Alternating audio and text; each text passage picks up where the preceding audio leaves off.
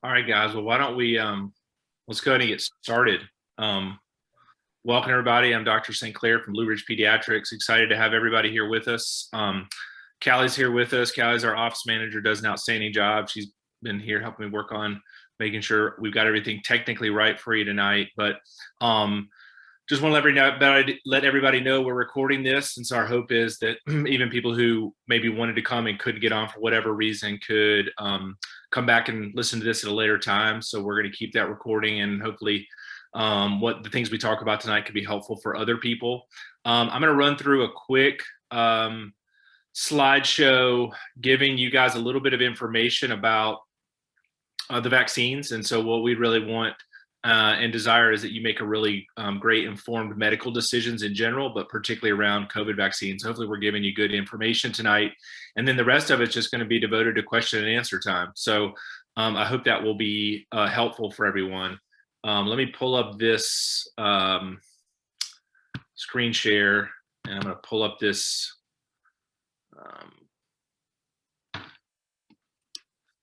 slideshow, and we'll get started here.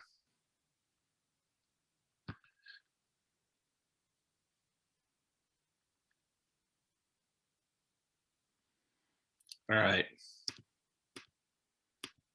Everybody close their eyes as I'm going in reverse. Sorry, I thought this was set up at the first. So yes, we want to really give people good information tonight. So I'm going to go through this information right now, and then if you have questions in the that you have as the presentation goes on, please put them into the chat so we can answer those questions. We probably have heard almost all of them in the office at some point, so don't be afraid to ask anything. We're happy to talk and give you the best answers we can. So I'm going to try to give you guys a quick overview of the 3 vaccines that are out there and available for people right now. We're going to talk about the benefits and risks of the COVID vaccines, and specifically getting into the idea of, do these things work and are they safe to take? Look a little bit into the future, and then spend the bulk of our time tonight doing question and answer. So start with Pfizer. I'm doing this in the order that they were approved by the FDA, but the Pfizer vaccine is an mRNA vaccine. And for those of you who don't know, mRNA is a little small genetic piece of information that we've got billions floating through our body right now. And basically that mRNA, when it's injected into your muscle, it gets degraded pretty quickly. But before it does, it creates a protein that mimics the spike protein on the coronavirus. And then your body makes an antibody response to that protein. And that's how you provide immunity for yourself from the vaccine. So this Pfizer is for 16 years and older, which is really important as we're talking about our teenage patients. It requires 2 doses, which are 3 weeks apart. And to be fully vaccinated, you need to wait 2 weeks after the second dose to get vaccinated. So the Moderna vaccine, also mRNA. So it works by the exact same mechanism, mRNA to protein to create antibodies, but it's 18 years and older. So you got to be 18 years old to get that one. It's also 2 doses, but they're 4 weeks apart. And you have to be fully vaccinated 2 weeks after the second dose to get that one.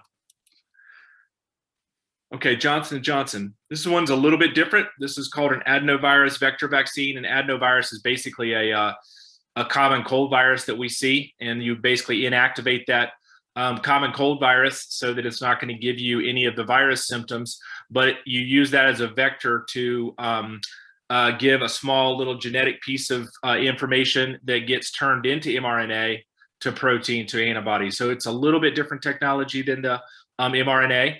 It is approved for 18 years and older. It is 1 dose. So that's been one of its big advantages.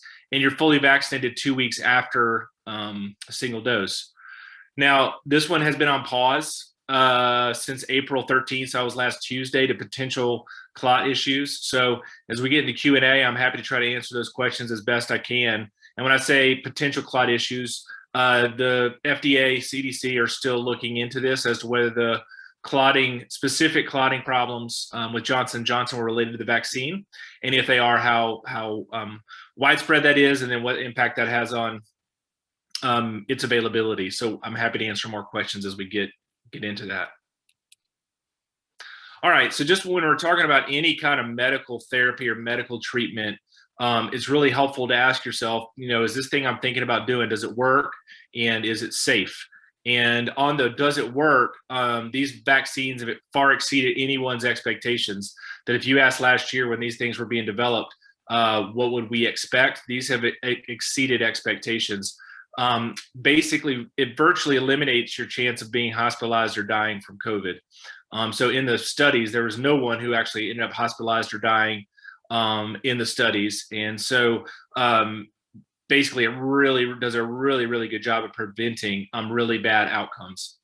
It also leaves you with a very low risk of contracting the disease. So even beyond keeping you out of the hospital and dying, it reduces your risk by 90 to 95% of getting COVID. And then we actually have studies now that show that you have a very low risk of transmitting the disease. So that ends up providing protection for those around you. So this ends up providing protection for you, but it also ends up providing protection for your family, for those people you go to church with, for those people in school with, that you work with. And basically it ends up protecting everybody else in the community. So each vaccine is really powerful because it ends up having multiplier effects beyond just yourself. All right, so what are the benefits of getting the vaccine? Well, one of them is being able to hang out unmasked with other vaccinated people. And so once you're vaccinated, you can be with other vaccinated people like pre-COVID times, which is incredible and amazing after a year of spending time in masks and social distancing. So that's a huge advantage. You can also be unmasked if you're in small groups, basically one family with another, and the unvaccinated folks are low risk. You can also be unmasked in that way. And then for the ones that have come up a lot with my teenage patients is do not have to quarantine if you're exposed to COVID as long as you're asymptomatic. So as long as you're not feeling bad and you are a close contact, where before you would have had to quarantine for 14 days, there's no more quarantining if you've been vaccinated. And for teenagers who've been through multiple quarantines, and adults for that matter, that's a huge deal for people as well. Okay, so let's talk for a few minutes about risks and are these vaccines safe? And one of the biggest questions I tend to get is, were these vaccines rushed out to the public? And just emphatically, the answer is no. While it's really been amazing what has been accomplished, they weren't rushed through in that all went through the regulatory steps for all vaccines. And so there are phase 1, 2, and 3 trials, and all of these vaccines went through every phase. None of those phases were skipped in any way. And in fact, the phase 3 trials, which are the trials, the final trials, were very large. Each of these trials had about 40,000 people in them. And so there was a real effort made to make the trials even larger, to make sure we knew as much about these as we could, and also to give confidence to people as we were rolling out the vaccines. I think another huge point to understand is that the final approval for these goes through a non-political review board at the FDA. So these are not politicians, these are scientists and epidemiologists and statisticians that end up making these decisions that are free from the political actors in the system. So these are good, serious people who are experts in their field, end up reviewing these, and basically they're looking at what I just said. Are these vaccines beneficial? Do they work? And are these safe for people to take? And they've all been approved by the FDA at this point. So the question is, why did these happen so fast? Because I do think that the whole vaccine process is going to end up being one of the great, scientific achievements that we've ever seen. One of them is technology. And so that mRNA technology that I talked about, it has been in the works for over 20 years. And so that technology, while it's new to a lot of people, it's been being worked on for the last couple decades. And in fact, there were other vaccines with Zika and Ebola that had already been developed, but this is the first time that mRNA had been really utilized on this scale. And it was the perfect time to come along historically at the time that it was really needed. So the second thing is money. And the federal government put a huge amount of investment into these vaccines so that the companies, instead of having to worry about cost-cutting measures and making sure that these were financially viable. Their task was to find something that worked and find something that was safe. And they had the financial backing of the federal government, which helped speed up the development as well. And then finally, there were large outbreaks when these vaccines were being studied. And so why that's important is that in these trials, you have to have a certain number of people who actually get sick from the virus to actually know if these things were working. And because there was so much virus circulating, that allowed the trials to conclude more quickly than people thought. And that helped also speed up the process. All right, so what are the side effects? The injection site, pain, redness, and swelling. This is definitely the most common one. Happens about 70% of the time. And that's going to happen to most people. Some of the more systemic signs like fatigue, that happens some, maybe 30% or so. Fever, chills, muscle aches, nausea, those are all pretty uncommon. They can happen, but they're more like on the 8 to 10% side of things. So those things can happen, but they're less common. And then the question about anaphylaxis or an allergic reaction comes up, and the anaphylaxis is incredibly rare. So as the cases that have come through, it looks like the estimates are about 2.5 million cases of anaphylaxis per million people who get the vaccine. No one's died from an anaphylactic reaction, and the reactions are all usually happening in the first 15 to 30 minutes. So that's why you're going to be asked to wait 15 minutes while you get your vaccine, 30 minutes if you've had a history of some certain allergic reactions in the past. But I think the really important thing to note down there is that while the anaphylaxis rate is 2.5 cases per million, the rate of death from COVID is about 1,725 per million, so about 690 times greater. And the reason I put that up is that as human beings, we are not very good at risk assessing. And so on the one hand, we tend to underestimate certain risks and think those are okay. And then we tend to, on the other hand, overestimate other risks, and that makes us fearful to act. And so I want people to know that even though the vaccines have had some allergic reactions, the risk of that is incredibly small, and the risk from COVID is incredibly large, more than you might even recognize. All right, I put this up here to say the phases have been confusing to people during this whole time. And right now we're in phase 5. So everyone 16 and older is eligible. And so if you've been confused by the phases before, it's easy now. It's everybody 16 years and up.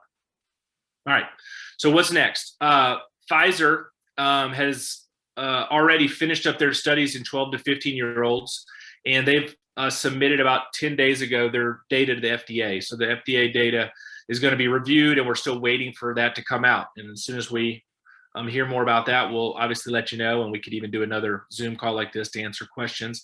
And I'm happy to take questions about that at the end as well. And they've already enrolled kids down as early as 6 months. And Moderna is also working on younger ages as well. So those are in the process for the ages to go lower. But for now, 16 and older is the age range, and 16 to 17 for Pfizer. All right. So in summary, when should I go get the vaccine? And my answer to you is now, as soon as possible. And the reason I say that is that every day that you wait and delay to get the vaccine, you're putting yourself at risk, you're putting family members at risk, you're putting our community at risk. So if you've been on the fence, I would encourage you go act and take care of this now. And the other reason it's important, in addition to protecting yourself, is the longer this virus continues to hang around, the more probability we have variants that tend to pop up. And those variants can potentially be more transmissible and also more dangerous. And so the more we allow this to spread, the more those variants have a chance to spread. So the sooner you get it, the sooner we can end up getting the cases down to such a low level that the variants become less and less of an issue. So which vaccine should I get? That's the other question I get a lot. And my answer typically is just whatever is available. So right now, Pfizer and Moderna are the only things available. And Pfizer is the only thing that's available for 16 and 17-year-olds. So keep that in mind. In my family, we've had 2 people get Moderna, 2 people get Pfizer, and 1 get Johnson & Johnson. So They are all effective. Take what's available. Moderna and Pfizer are those things right now, and Pfizer is the only one for 16 to 17-year-olds. And then where is becoming less of an issue, but I'm telling you, hunt and go find a spot to go get the vaccine. Vaccinefinder.org, I put that on here. That's a federal site where you can go on and put in your zip code. That's less of an issue for up here. But if you're helping family and friends in other cities, it will alert you to pharmacies that actually have the vaccine in stock, and they'll let you know who has them and who has vaccine in stock. So it's very helpful. I think up here, Ash and Avery and Watauga, the health departments all have availability to go get it. I know specifically in Watauga County, there's a clinic at the new rec center Tuesday and Friday this week, so that's available. Boone Drug is got events almost every day this week. I think they have an event at Mount Vernon tomorrow. They're helping put on an event at the high school for Watauga High School students and parents on Wednesday on the Flex Day. So you can go to their website and sign up. And then I know App State is doing a big clinic on Thursday. So you can get on their website and sign up for that as well. And the last thing I put on here is just be an advocate. So if you have been vaccinated or you do get vaccinated, I just encourage you to kindly and gently talk to your friends and neighbors about getting vaccinated, because we're not going to be out of the woods on this thing until we get to a certain level, and we need everybody getting vaccinated to get to that space. I want to show you this last slide, and then we'll open it up for questions. I'll explain the slide here in a second, but if you could sort of look into the future and imagine a situation where school was back in session and it was full time and there were no masks. And if you can think about your places of worship that were fully packed and no masks, if you want to think about sports events that are going off as normal with no masks, if you want all the businesses to open and be back to normal, I think that future is available. It's within reach, but it's going to take vaccines to get there. And so I think that day could be closed, but it's really going to take efforts to continue to get people vaccinated to make that happen. So this is what's happened in Israel. Israel's been a real leader in getting their population vaccinated. And this blue line shows you new cases, and the orange yellow line is first doses, and the green line is second doses. So you can see that as the first and second doses increase, there's a decrease in cases, and particularly once they got to about 40% of the population fully vaccinated and about 50 to 55% with first doses, they were able to dramatically reduce their cases. So now in Israel, they're having about 150 cases a day for the entire country. So that is possible for us. We're getting there, but we need people to get vaccinated for that to happen. So as we're about to open it up, I just will finish by I'm happy to answer questions. We just encourage everyone to get vaccinated if you're 16 and up. And with that, I'm going to open things up to questions, and I'm going to look and see if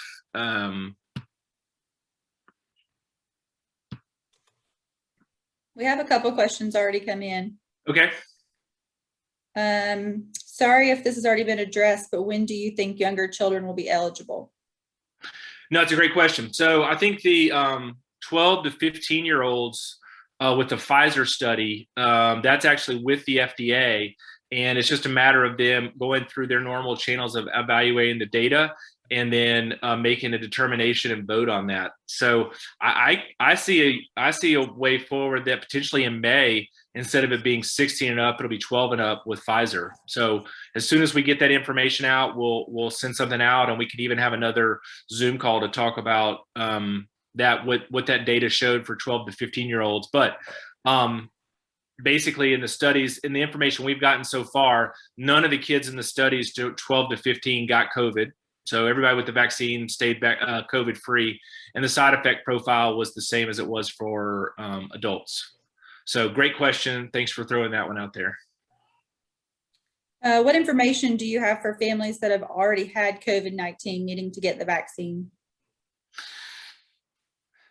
Yeah, so the short answer is if you've had COVID, the recommendation is for you to go ahead and get vaccinated. So, if you had COVID last week, it's not as urgent for you to go out and get vaccinated. You've probably got some level of protection that we know of for probably 90 days. But the reason the recommendation is to get vaccinated after COVID is if you look and measure your antibody levels after you've had COVID, there are antibodies there.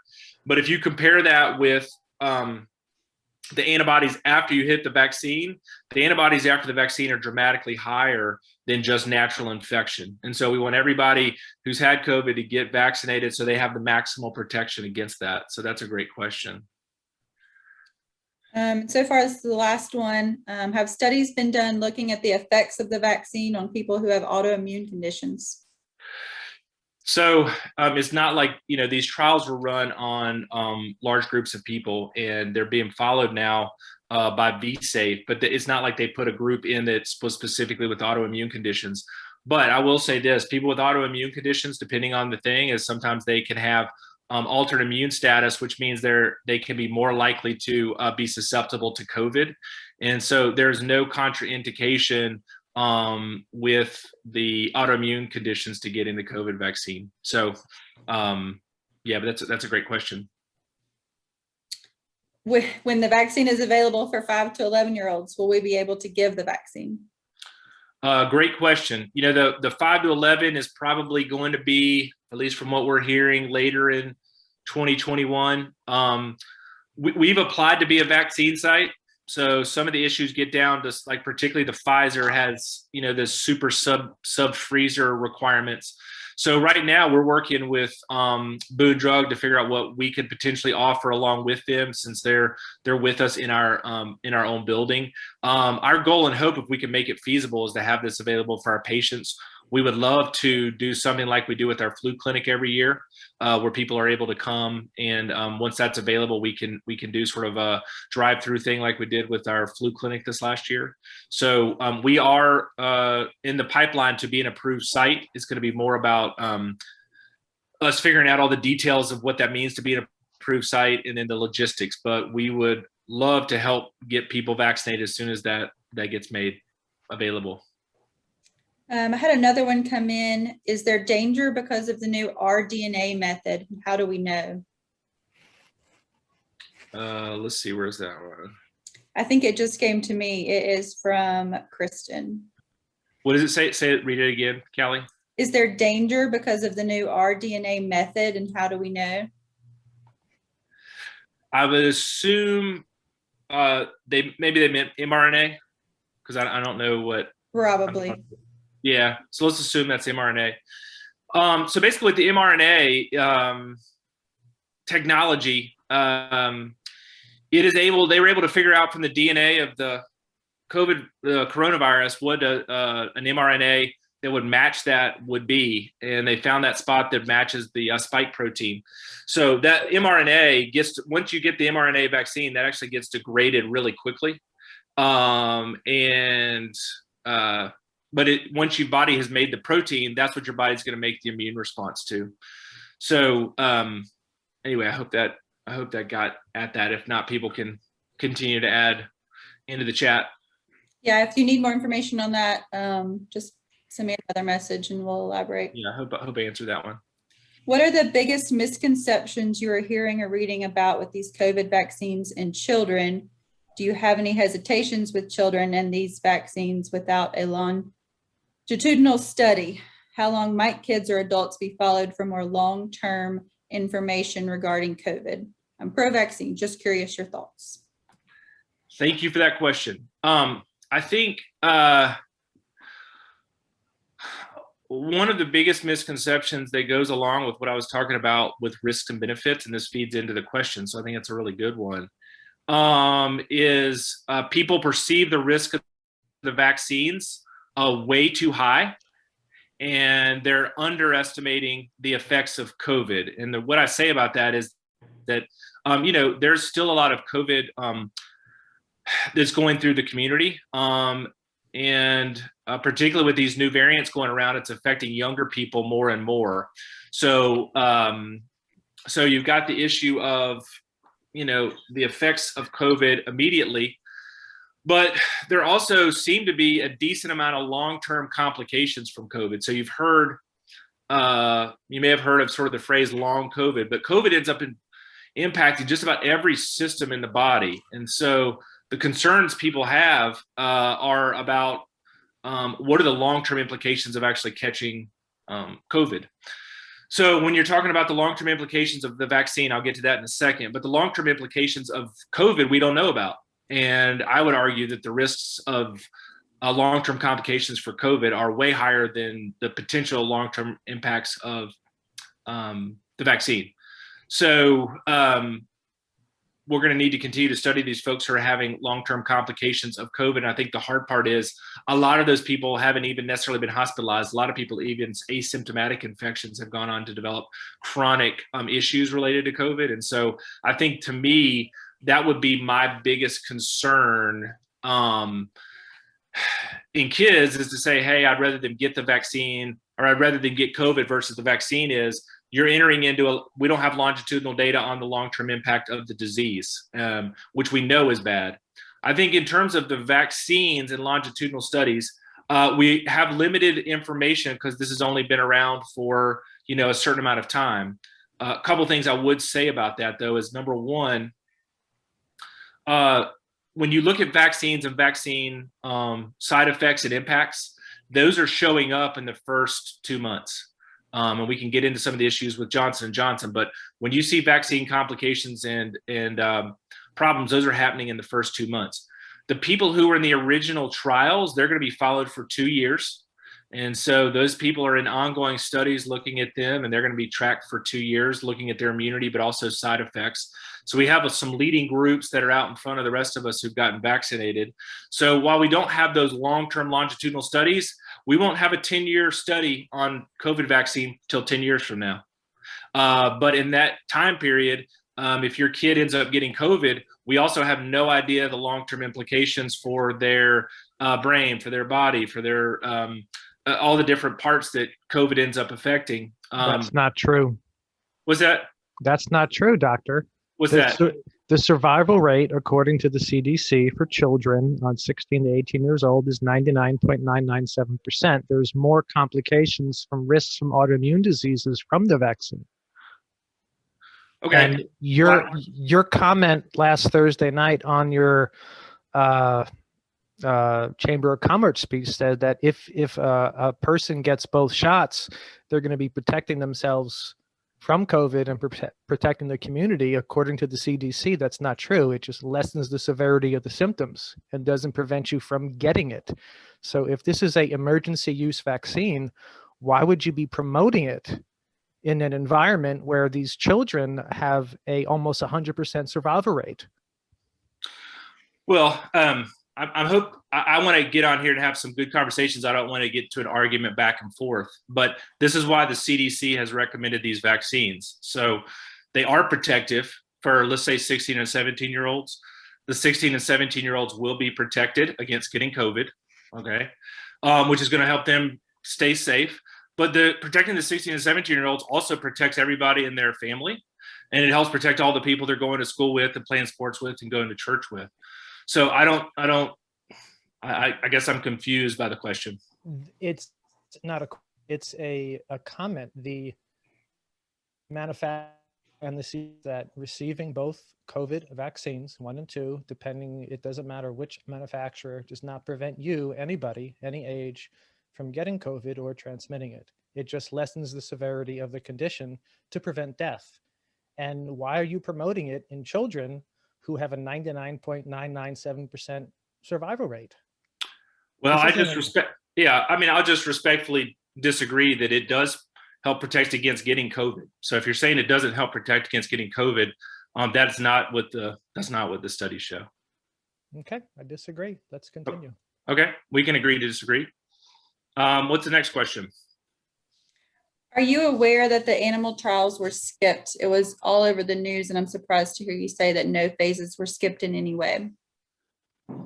I'm not sure what that question is specifically referring to.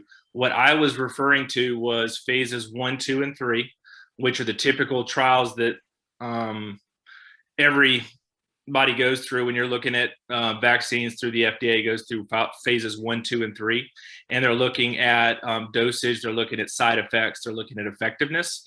It went through all three of those phases. So none of those phases were skipped, and that's why at the end the FDA ended up approving those. The FDA has not approved those drugs, doctor. It's emergency use only at this point in time. It has emergency use approval. And so I think this is an important thing for people to understand. The emergency use approval is different than the biological licensing approval in the amount of time. And so you have to show 6 months of data to get that full approval, which I suspect will happen sometime this summer. But the emergency use was done because at that time, it was clear that these vaccines were helping people get from getting COVID and also keeping them from dying from COVID. So instead of waiting 4 more months, this was rolled out so people could get that. See, should vaccinated adults mask during playdates with children? Should vaccinated children mask at playdates? What does low risk mean when talking about children? Yeah, I think some of these questions around the vaccination and sort of what can you do and what can you not do, we're still trying to figure out, because once you've had the vaccine, your risk of getting it is very low, your risk of passing it along is very low. I would say this is, we know for sure that outdoor is safer than indoor. So your chance of catching this outdoors is just like almost infinitesimally low. So, if you're going to have play dates, I would encourage you to do that outside. And I think in general, kids are low risk. So I would tend to worry they have been less likely to spread this disease, and they've been less likely to get it and less likely to spread it. So I think should vaccinated adults wear masks? I think if you've got another, if it's, let's say, 2 parents, they're both vaccinated and their kids are getting together to play, I think you could be together unmasked. But I would try to avoid doing that in large mass groups. Okay, next question. Can you address concerns regarding risk for females, young adults, teen girls regarding fertility receiving the vaccine? Yeah, that's great. I really appreciate people bringing that up. I've got a document with some links that I can share at the end. I think that's a really important question because I've heard that a lot. And the short answer is no. There's not a risk for infertility, and that's not Dr. St. Clair saying that. That's the American College of Obstetrics and Gynecology and the Society for Maternal and Fetal Medicine. So both of those have come out with a policy statement, and we can shoot the link out there to you. So I want people just to get that top line takeaway that really clearly that there's no signs that this leads to infertility. And I want to give you a little bit more details and background on that, is that this actually came out of Europe, and there was a physician in Europe who had been involved in some anti-vaccine campaigns before, and he connected with someone who left Pfizer, and they had written a blog post over in Europe saying that this could lead to infertility. So the misinformation on social media has been large, and so that's one of the reasons I bring this up. Is this initially started as a social media post that I couldn't still even find, and it had sort of a veneer of people involved with medicine and Pfizer, but the idea was that somehow there was a protein in the placenta that mimicked the spike protein for COVID, and that if your body responded to the spike protein with COVID, then that could attack a placenta and keep you from being able to have children. There's been zero evidence that that's true. There's been no signs of infertility with either COVID or the COVID vaccine, and there's been no data around miscarriages as well. So I will put a link in that people can grab at the end that has more details on that. But I think people need to hear that loud and clear, because that's a misinformation that's getting put out there that's just not true. And I think it's really ended up scaring people, but there's no basis in that. So thank you for that question, because I really wanted to make sure someone asked that so we could dive into that. So thanks for that question. Are you familiar with the concern over antibody-dependent enhancement that I'm hearing so many virologists talk about? What are your thoughts on that? I do not know what antibody-dependent enhancement is, so I'd have to get some more information on that. I'm not sure what that is. Okay. Are there any groups of children, such as those with asthma, that should not receive the vaccine when it's available to them? No, in fact, kids with asthma are in higher risk groups. And so we do know that kids with certain genetic problems like Down syndrome, heart disease, asthma, immune problems, they're at higher risk. So particularly if your child has asthma, I would put them in a highest priority to get that vaccine, because there's no contraindication with asthma or really any other conditions right now in that 16 to 17-year-old that should keep you from getting that. But that's a great question. I've got asthma in my own kids, and so I was concerned about that and grateful that they've been able to get the vaccine. If you have any other questions, we're on the last one, so just add them to the chat box. Yeah. If you are approved as a vaccine site, do you expect to be involved in clinical trials, especially in the younger age population? Yeah, that's a great question. We're hoping to be.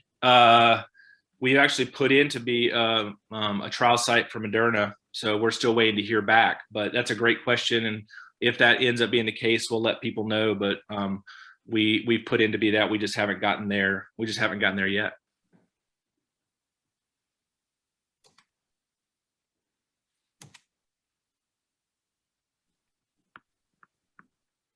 What other questions do people have out there?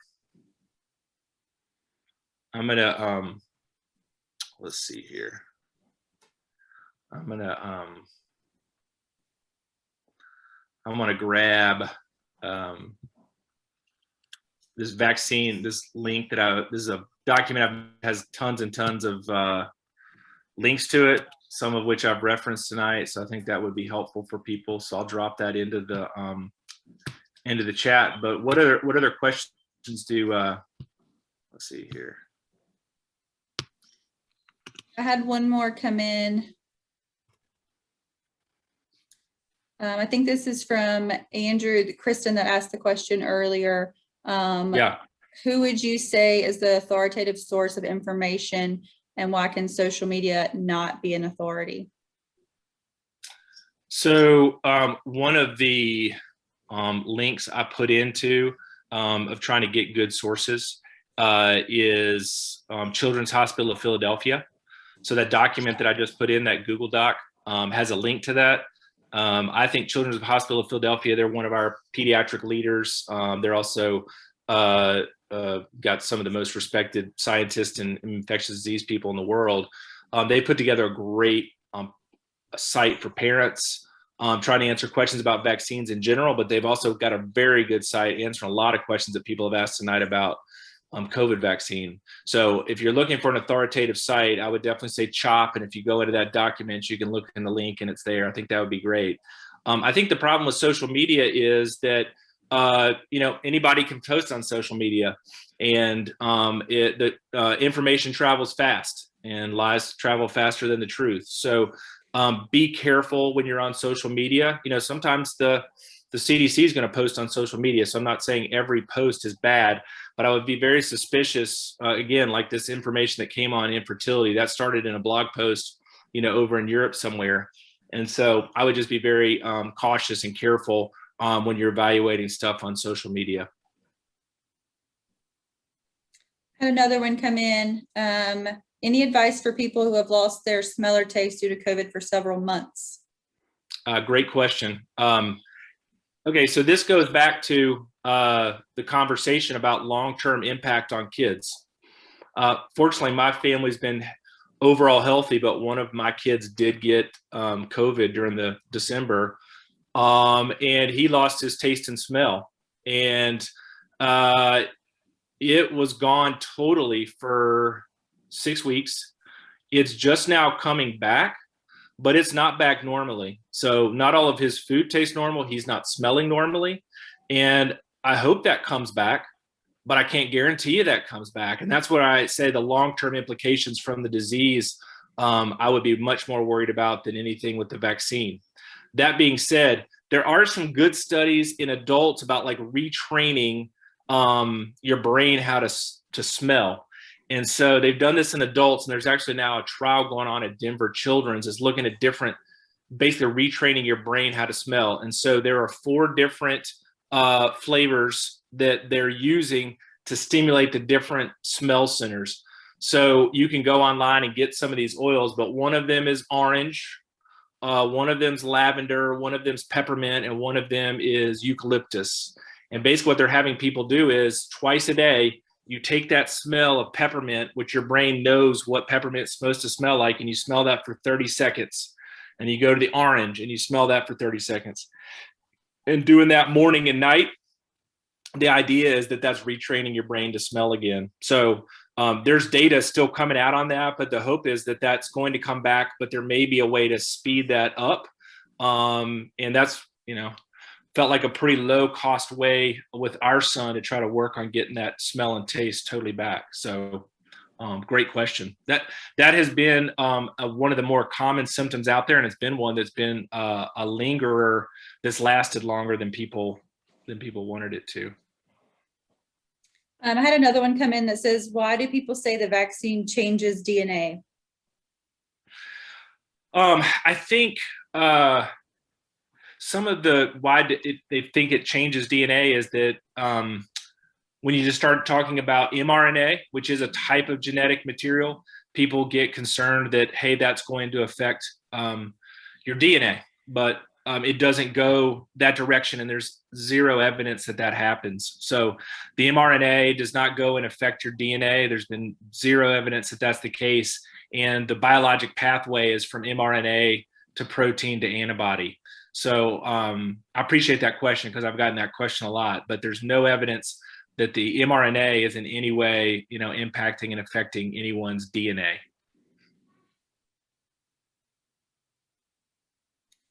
Let's see. What are your thoughts on younger kids or even a 13-year-old, if the vaccine isn't available, going back to school here in Boone in the fall without the vaccine when schools are at full capacity? We've been homeschooling and are trying to decide what to do for next school year. Yeah. Well, I think in general, the good news is when this whole thing started, we assumed that this would be like other respiratory viruses and would be really contagious in kids. And it's been less contagious in kids than we initially thought, fortunately. And it's been less severe in kids than we originally thought. So that's been reassuring. I think the good news that we've found is that actually in the school setting, with masks, the spread in school has actually been pretty low. And most of the spread in school has been from adult to adult and from adults down to kids. And there's been very little in-school spread from kid to kid. So in that way, school has been shown to be a relatively safe environment that way. So fast forward to the fall. Hopefully, if you're in school, your teachers have been vaccinated. So that's going to make a huge difference. If you are in school and we've gotten most of our 16-year-olds, that's going to make a big difference. If by this point it's 12 and up, most of 12 and up have gotten it. All of this is going to decrease community spread. So I would hope by the time we get to fall, number one, community spread is going to be very, very low if we're able to get vaccinations where they need to be. But the second thing is, I think we've learned that the school spread has actually been lower than we thought, and that the spread in schools is actually quite low. So that's a great question, but I think the school spread is a low issue. I just think the question is just going to be, is it low enough that we're still going to need to be with masks and all that kind of stuff? And I think that's going to be to be determined depending on how much virus is floating around there. But that's a great question. Thank you. Let's see. This is from Timothy. Why is it recommended that we keep wearing masks and social distancing even after the vaccine? And when will we be able to stop these things, assuming we get vaccinated? Yeah, that's a great question. And man, I know I'm sick of wearing a mask. So I've been vaccinated since January. I think here's sort of if you zoom out to the big picture, I think in the next 4 to 6 weeks, we're in a huge race between the variants and the vaccine. And so if the vaccine rate continues, we're probably going to beat the variants, and the variants are not going to win out. The vaccines are going to win out. But the vaccines, in terms of me, so I'm fully vaccinated. But when I'm going out in public, no one knows me or who I am. And so partly I'm out there protecting in the small chance that I have it and transmit it. It helps me protect when I'm in public spaces where no one knows what's going on. So I think when you're in public spaces, when nobody knows anybody else's status, it's going to continue to keep the virus from spreading in terms of these variants spreading until the vaccines really take over. But I think the vaccines taking over, if you look at that data from Israel, we're getting close. We could potentially get there, by the end of May and into June. We're going to have a dramatic decrease in cases. And so I think the mask and the distancing is, hey, let's try as much as we can to drive that virus down. And we know that those things work. So when you're talking about large public gathering spaces, I think to me that still makes sense. The good news is in small gathering spaces where other people's vaccination status, it gives you a lot more freedom once you're vaccinated to spend time with those people and to go unmasked and to go about it. But when you're in the public realm, it's hard to know, who's been vaccinated and who hasn't. But that's a great question. I think it really depends on how quickly we get vaccinated. And I hope that day is coming sooner rather than later. And that may be as soon as this summer, if we can get those numbers to where they need to be. Okay. Is it still the case that the UK variant does not pose an increased risk to kids? I read an article in the Lancet indicating that it is no more of a risk to kids.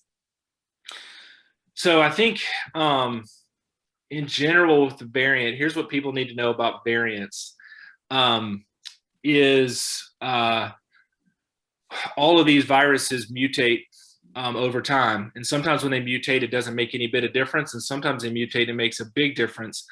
In general, the UK variant looks like it is both more transmissible and it is more lethal than, the standard COVID that we originally started all this with. And you can see that right now in a place like Michigan, where they're having tremendous amount of cases, tremendous amount of hospitalizations against in a younger population. And when I say younger population, I'm not necessarily talking about kids, although hospitalizations of kids has gone up in Michigan, and then deaths have been going up in Michigan, and that's where they've got a tremendous amount of spread of this UK variant. So I think the variants are dangerous. I have not read that article in Lancet, so I'm hesitant to comment on that. The good news is that kids just generally haven't been getting sick as severe. But here's the problem.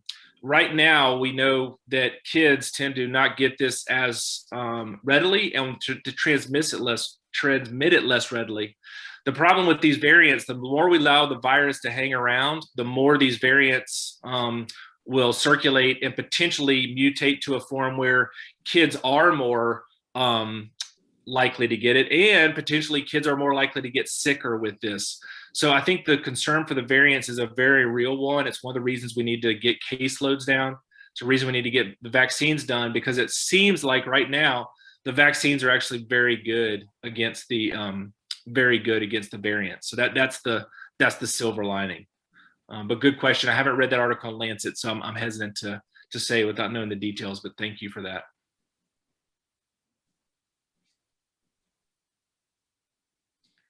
We're scheduled for about 10 more minutes. If anybody has any more questions, Yeah, that's all I have. Okay. Yeah. Any other questions? Feel free to fire away.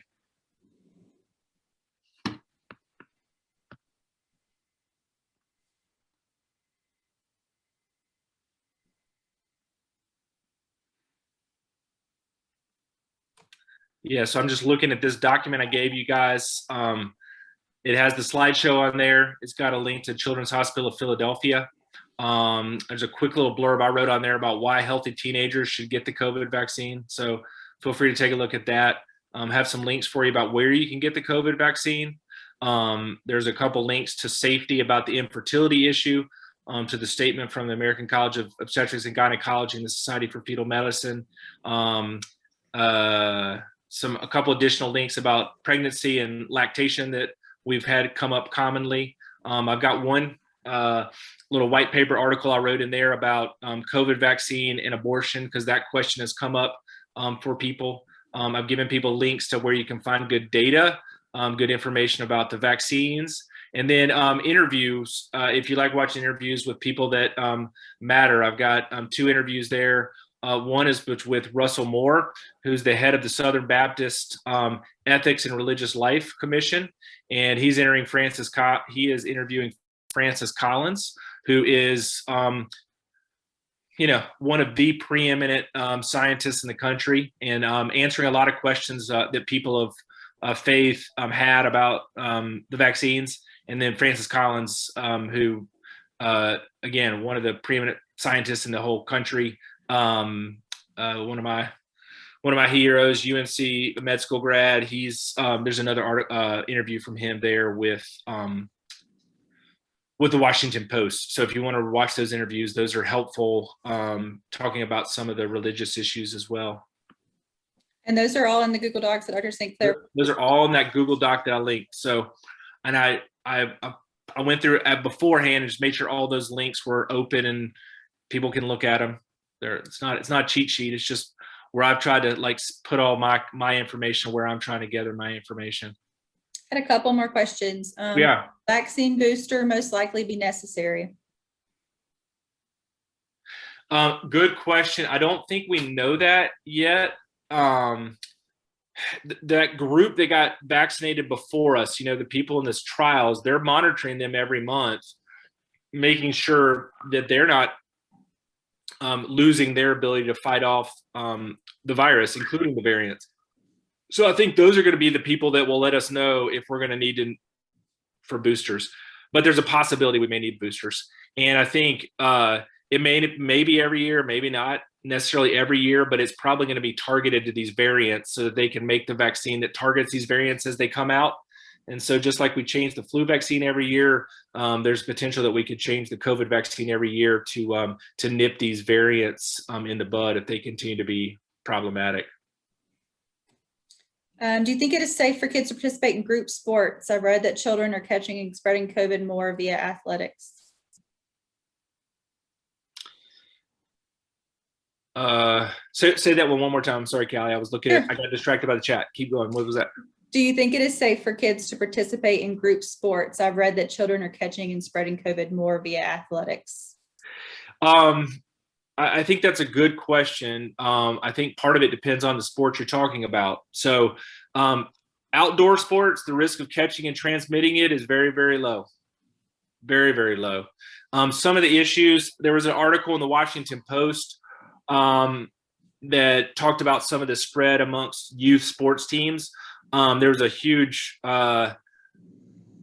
group of spread up more in the north associated with hockey, and some of the environments that hockey and the humidity and the temperature of the hockey rinks potentially made that more likely to spread.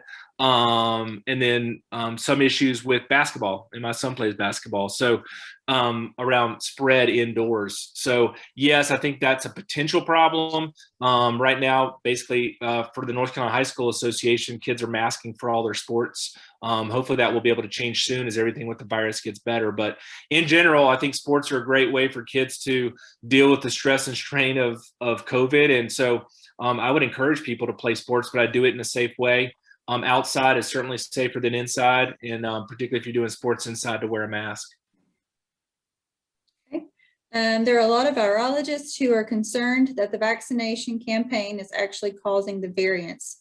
The basic notion I'm hearing is that because the vaccines do not stop transmission, they're actually the source of viral shedding. What are your thoughts on that? So the reason I would not lean into that line of thought is the variants preceded the vaccines. So that they weren't caused by it, they preceded it. The reason the variants happen is anytime the virus has a chance to spread and spread and spread, it's going to have variants. And so the more spread you have, the more variants you're going to have. So these variants got more prominent during the wintertime. Like that UK had a huge spike before we did, and that's where a lot of that variant came, and it's because they had a ton of disease. And so anytime there's more disease circulating in a certain population, you have more risk for variants. So the way to decrease variants is to get people vaccinated so the caseloads go down. And I would say that originally the original studies did not necessarily look at whether you could transmit the virus after you got vaccinated. There's actually some studies now that are showing good data that in addition to not catching COVID, you're also not transmitting it. So while we didn't know that at the first, there's clear indications now that people who've had the vaccine not only are less likely to catch the disease, but actually to catch it and pass it on to other people. So I do think that's important. Will titers need to be checked in kids? The short answer is no reason for titers to be checked. We're not checking titers in kids who've had COVID at this point. And right now, if you've been vaccinated, there's no reason to check titers either. So we've really tried to stay away from checking titers. Most of that's being done more in the research setting and less in the clinical setting at this point. Is the vaccine safe for breastfeeding mothers? What are the risks to the newborn? Great question. One of the links I've got in there is a policy statement from American College of Obstetrics and Gynecology for pregnant and lactating women. The studies were not specifically designed originally to look specifically at breast milk, but the mechanism of action for this vaccine should not pose any threat at all to the newborn who's breastfeeding. And so there's no contraindication after you get the vaccine to go ahead and continue to breastfeed. So that's in that policy statement. You guys can read and take a look at that. But that's a great question for all of our breastfeeding moms. So yes, you can get the vaccine when you're breastfeeding and you do not have to stop breastfeeding. And there's some evidence that you might be able to pass on some of that immunity to your baby as well. Is there a correlation between vitamin D and reduced risk of catching COVID?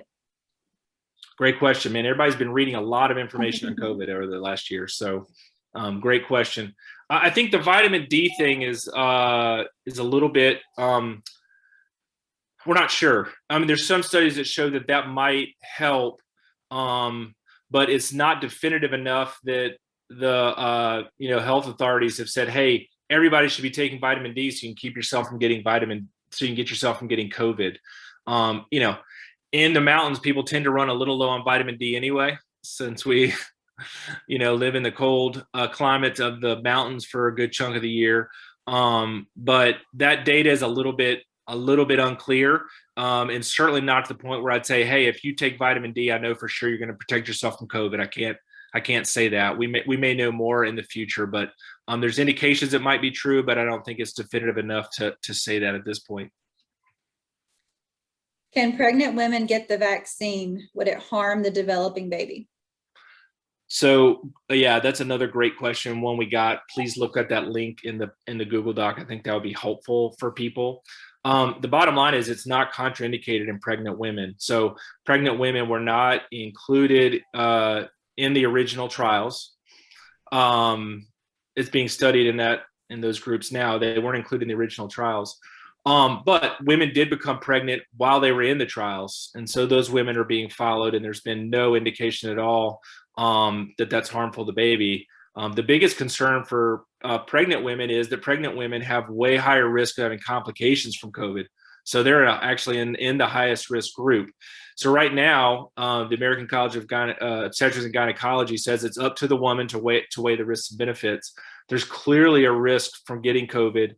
There's clearly a benefit from getting the vaccine. Since when you go get the vaccine, one of the things you're going to have available to you is this what's called vSafe. And so the vSafe allows people to follow up to see if you're having side effects. And it's been really helpful for us. So if you get the vaccine, please sign up for vSafe. And it's helping us monitor for side effects after the vaccine. But one of the things it's allowed us to do is have women register in the pregnancy registry of vSafe. And so we've actually been studying the women who've gotten the vaccine already, and been studying what ends up happening with them. And so far, all the preliminary data shows that all the complication risks of pregnancy are the same in women who've gotten the vaccine versus women who've not gotten the vaccine. So again, there's studies ongoing. It's not contraindicated, but there's clearly risks to getting COVID while you're pregnant. And there's clearly benefits to keeping yourself from getting COVID, but there's more information in that American College of Obstetrics and Gynecology link that I had in the Google Doc. But that's a really good question, and it's available to you. It's available to you if you're pregnant. How about zinc? What have you heard about zinc in relation to COVID?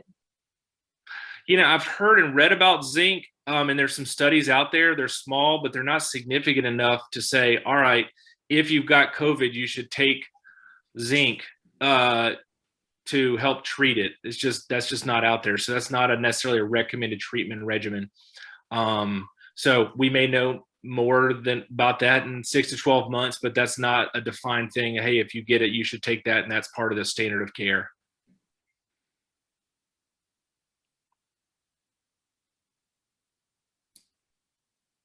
What measures can be taken in order to lessen the side effects of the vaccine, if any? Great question. Honestly, there's not a whole lot to do to lessen the side effects of the vaccine before you go. The good news is that most of the side effects are temporary. 12 to 36 hours tends to be when that's going to happen. Most of that's going to be fatigue is probably the most common, headache is the next, and some of the worst stuff tends to happen again a much smaller time, maybe 10%. So I wouldn't necessarily prep or prepare if you get home and you're in that 10% that's feeling really, really bad, and for the muscle aches and you feel like you need to take some Tylenol or Motrin, I think that would be fine to do as well.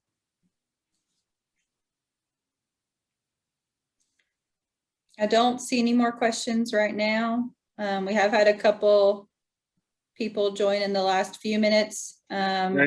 Earlier, Dr. St. Clair posted a Google Doc in the chat with some references if y'all want to go open that and save that. We could also post and put that on our website tomorrow, Callie, for people to do. Absolutely. So that's easy to do. We did record this, so we're gonna trim it up and tighten it up to I talked with KeepBooneHealthy, so we're gonna have that available so people can watch this that weren't able to make the call. So yeah, that the video should be available even if you missed it. We should be able to go back and watch that. I'm seeing a quick question about hydroxychloroquine and ivermectin, and have you heard about those? I have heard about those. Again, no evidence that either one of those helps. Those have been talked about as potential things, but those are not standard of care to treat COVID.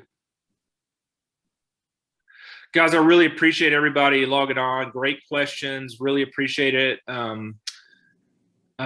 Please, if you've been on the fence, please go get vaccinated. If you've decided to do it, please go do it this week.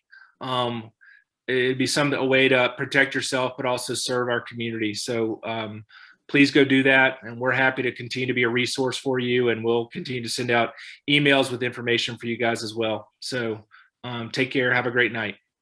Thanks, everyone. Yep. Bye, guys.